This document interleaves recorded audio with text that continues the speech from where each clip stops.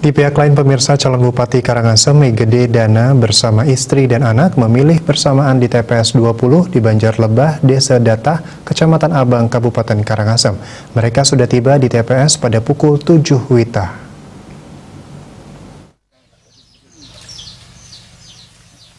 Berdasarkan pantauan di lokasi, Igede Dana sudah tiba di TPS pukul 7.15 WITA bersama dengan anaknya. Sebelum masuk TPS, Igede Dana bersama keluarga mengikuti protokol kesehatan dan setelah itu langsung melakukan pencoblosan.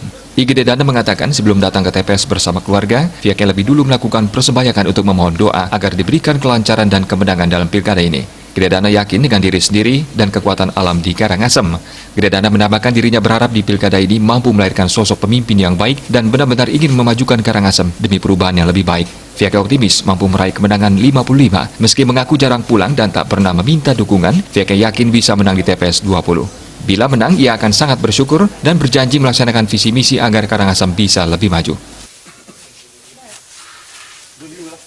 Ika Parananda, Bali Pos melaporkan.